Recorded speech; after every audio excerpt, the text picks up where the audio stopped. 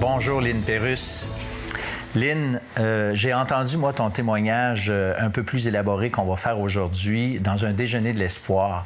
Et pour le profit de nos auditeurs, on aimerait ça que tu en fasses un peu un résumé, là, quel est ton arrière-plan, puis comment tu as été mis en contact avec l'Évangile qui a transformé ta vie. Oui. Mais moi, je viens d'une famille québécoise, une bonne famille, là. Et j'ai toujours eu la notion de Dieu, parce que chez nous, on parlait de Dieu, puis c'est surprenant, mais on parlait de la Bible chez nous. C'était rare à l'époque. Oui, OK. Puis j'avais vraiment la notion du Dieu que je connais aujourd'hui, sauf que j'avais pas toute la vérité sur Dieu. Un jour, j'ai été confrontée ou exposée à la parole de Dieu, puis là, il y a eu un changement. OK. Puis comment c'est arrivé? Est-ce que c'est quelqu'un qui t'a parlé avec la Bible? Oui, c'est ma sœur. On était aux fêtes de Noël chez nous, tout ça. Moi, j'ai une formation de service social, puis on parlait de différents comportements dans la société. Puis je lui disais, mais Dieu comprend ça, ces choses-là, tout ça. Puis elle m'a pas obstiné rien, mais elle m'a montré un verset dans la parole que je peux pas citer comme tel, mais c'est dans Corinthiens. Puis ça dit, ne vous trompez pas, on ne se moque pas de Dieu.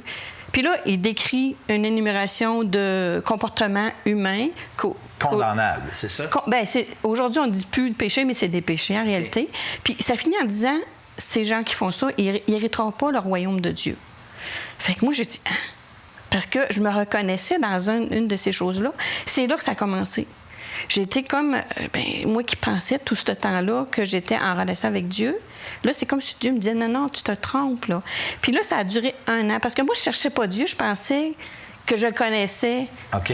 Je cherchais pas, j'étais bien, tout ça. Ton affaire était correct. Oui, c'est ça. Mais à partir de ce verset-là, c'est ça qui m'a interpellée. Puis là, j'ai commencé à lire la Bible. Tout ce que je lisais, c'est comme si Dieu a commencé à défaire ma pensée, dire, bien là, tu penses ça, mais regarde, c'est pas ça qui est écrit. Okay. Puis là, tout ce temps-là, j'étais troublée parce que là, j'ai commencé à me demander, mais qu'est-ce qui se passe si je meurs? Est-ce que...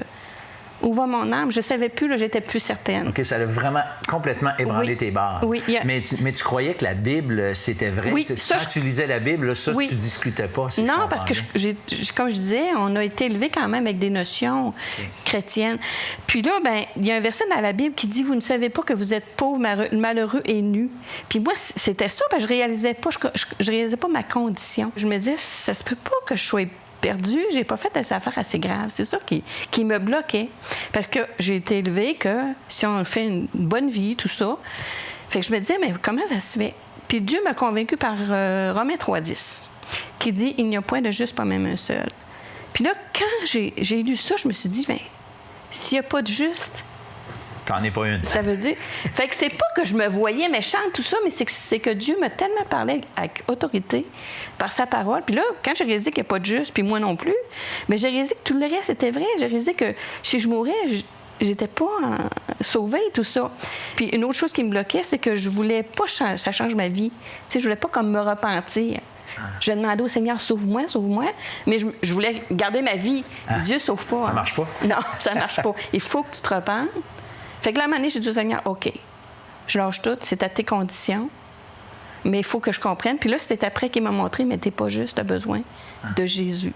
Okay. Puis là, j'ai accepté le Seigneur. OK, puis j'aimerais ça que tu me le dises, ça. Tu dis que tu as accepté le Seigneur, mais concrètement, comment que ça s'est passé? Bien, concrètement, c'est que quand j'ai réalisé que j'étais pas sauvée, que j'étais perdue, bien, je savais que Jésus était la solution. Je lui ai demandé. OK. Tu as fait une prière. Tu t'es adressé à Dieu. Oui, je lui ai demandé de me sauver. Okay. Alors, j'ai l'assurance, pas par mes mérites, mais parce que Jésus a fait pour moi.